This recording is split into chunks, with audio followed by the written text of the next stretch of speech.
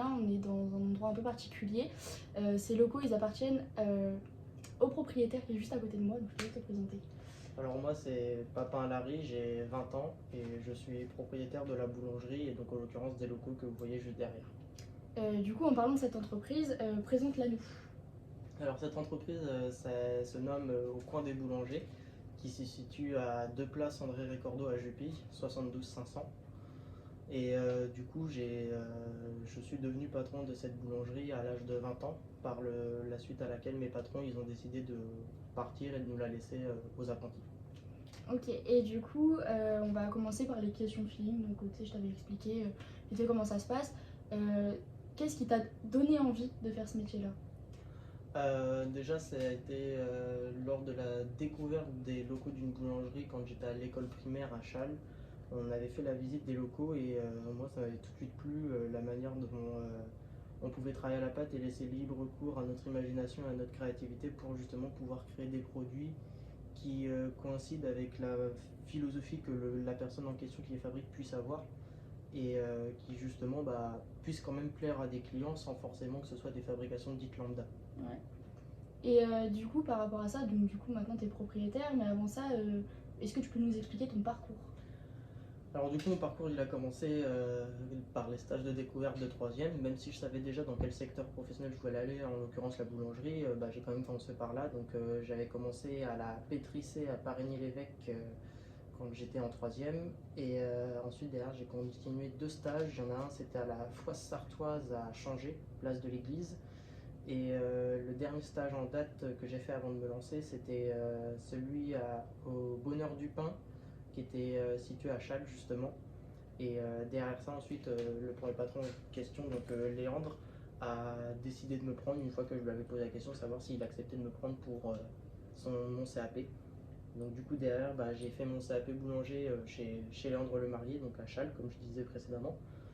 Et derrière, après ça, je suis parti en mention complémentaire boulangerie-pâtisserie au Mans.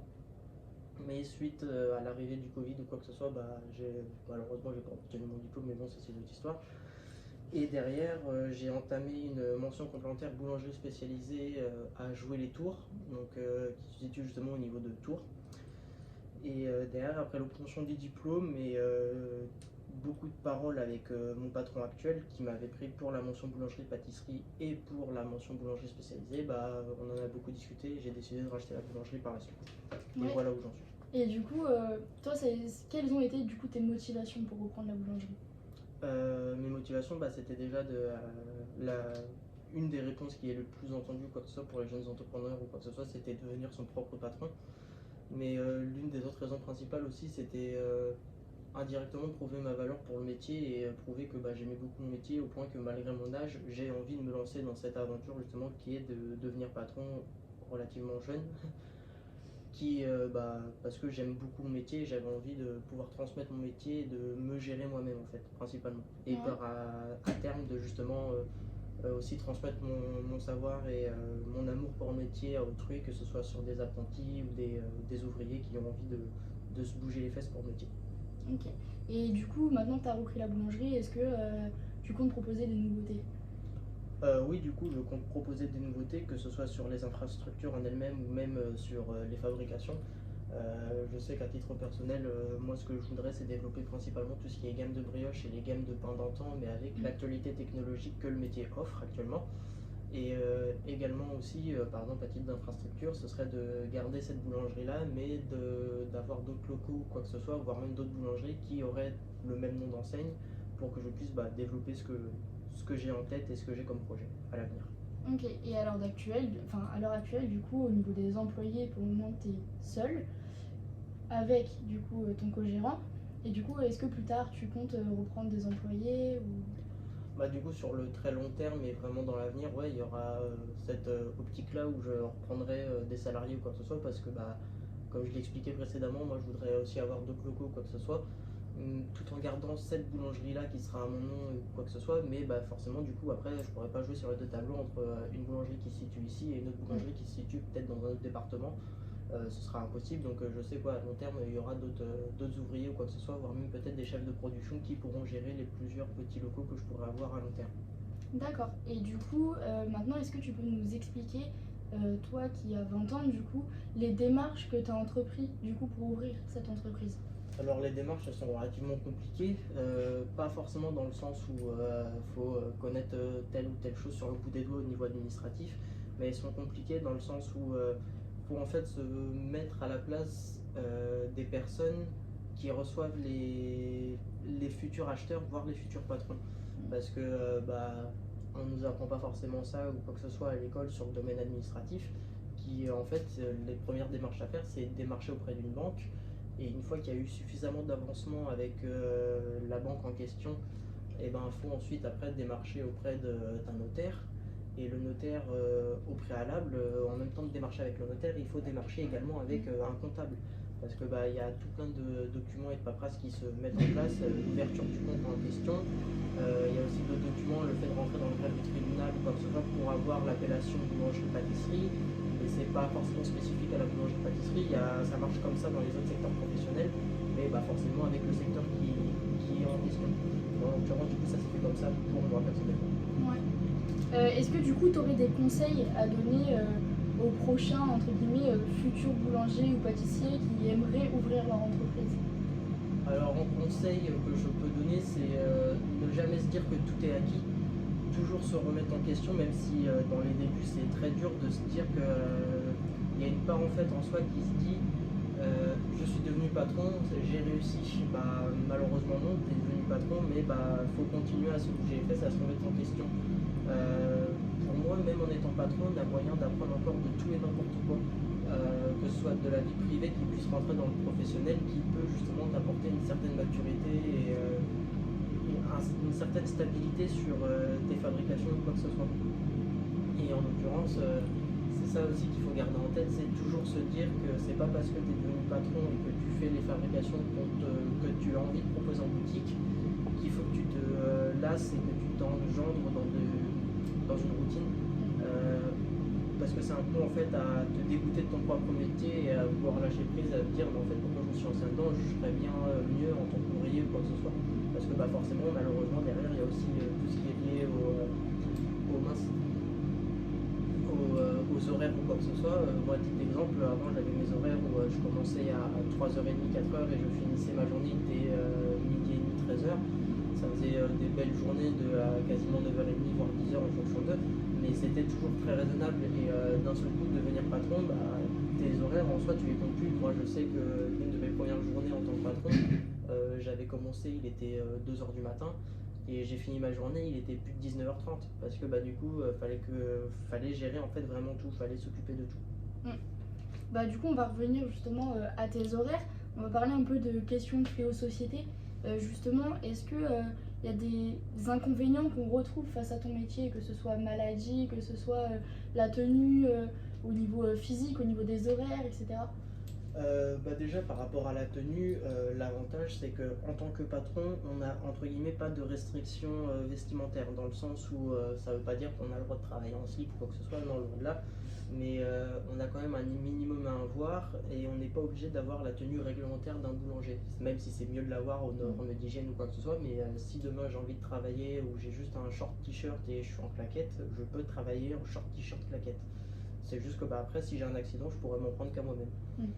Après, pour niveau horaire, forcément, sur les horaires, comme j'expliquais précédemment, c'est beaucoup de temps, au détriment de la vie privée parfois, où faut que je privilégie forcément mon entreprise. En fait, il faut rentrer en considération au futur patron que l'entreprise, ça devient, pour ainsi dire, comme un enfant. C'est-à-dire que faut que tu prennes soin d'elle, faut que tu la voies grandir, faut que tu voies ce qui ne va pas et ce qui va pour pouvoir rectifier le tir en fait juste derrière. Donc ça c'est très compliqué parce que même si j'ai décidé de me lancer là-dedans, il me manque certaines cases de maturité pour avoir conscience de certaines choses. Donc sur ce point-là, il y a encore beaucoup de boulot à faire. Là, je parle plus à titre moi personnellement, mais c'est un conseil aussi que je peux donner aux autres personnes de vraiment prendre en considération que en fait l'entreprise, c'est pour ainsi dire comme une entité qui est vivante, parce qu'on la voit grandir, on la voit mûrir ou quoi que ce soit. Et c'est pour ça qu'il faut en prendre grand soin, au détriment des fois de la vie privée de la personne. C'est pour ça qu'il y a beaucoup de personnes, ce qu'ils font, c'est qu'ils mettent leur vie privée dans la vie professionnelle, comme Mm. si en fait la vie privée devenait la vie personnelle en fait, la vie personnelle. Et c'est pour ça qu'il y en a beaucoup qui arrivent, c'est parce qu'ils ont fait ce sacrifice-là de casser quasiment tous les ponts et toutes les relations avec une grande majorité, que ce soit de leurs amis ou de leur famille, et qu'ils ont réussi, et qui ont pu atteindre certains sommets qu'ils ont pu atteindre en fait. Mais du coup, on va rester un peu sur la boulangerie.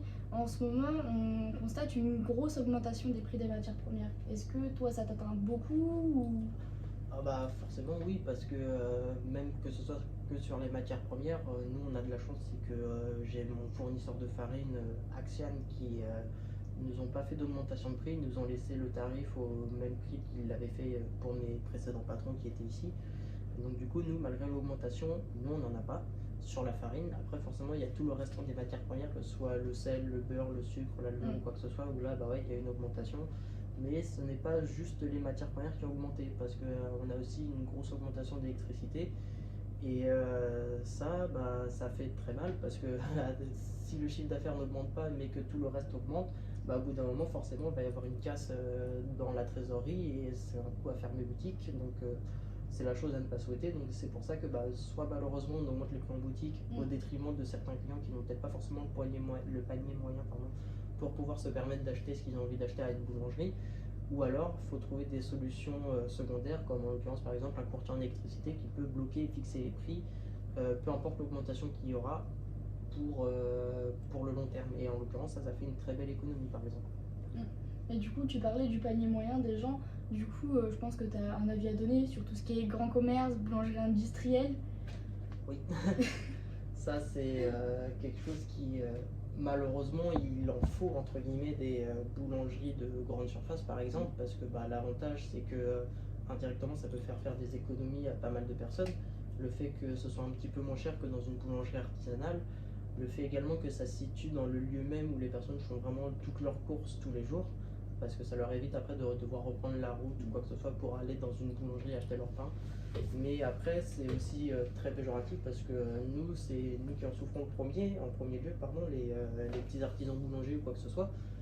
Parce que en fait, en ce moment, il y a une très grosse augmentation de la qualité et du prix en elle-même, mais au niveau qualité-prix, des matières que certains fournisseurs peuvent nous mettre en relation, dans le sens où, par exemple, maintenant il existe aussi des gâteaux comme une tarte aux pommes ou une abricot pistache ou quoi que ce soit, où on peut l'acheter directement tout fait, toute prête en congelé, on a juste à la cuire.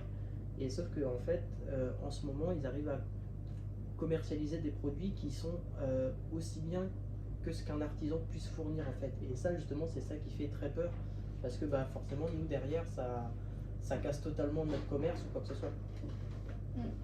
Mais du coup, au niveau du rapport qualité-prix, on est d'accord qu'il y a une énorme différence, que ce soit entre du coup, les boulangeries industrielles et les boulangeries artisanales. Ah oui, là, il y a une très grosse différence de prix. Par exemple, nous, la baguette, elle est quasiment à 1 euro, mais c'est parce que justement, il y a eu l'augmentation, comme je le disais au préalable, de tout ce qui était farine, sel, eau, quoi que ce soit.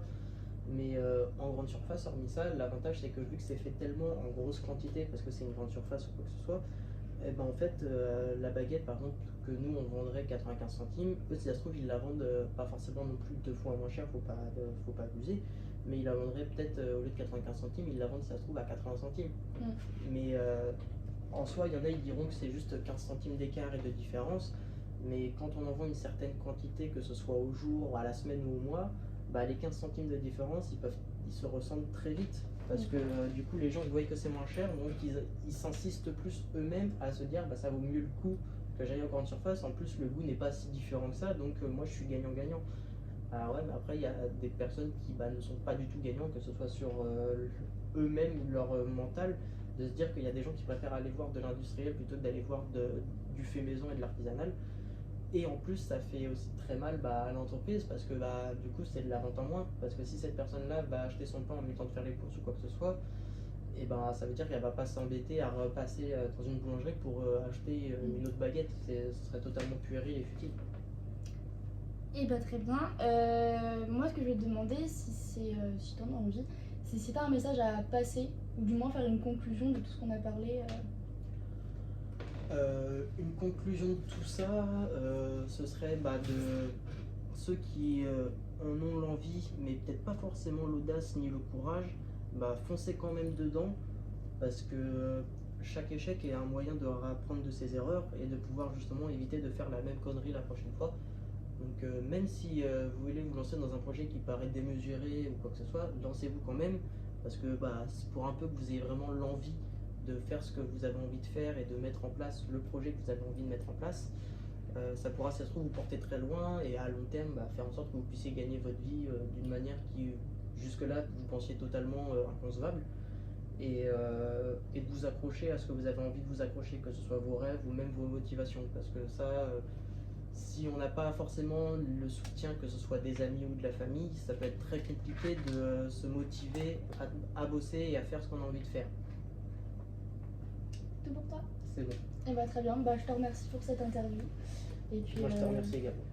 en espérant que ça puisse te rapporter un petit peu de clients aussi. Merci beaucoup.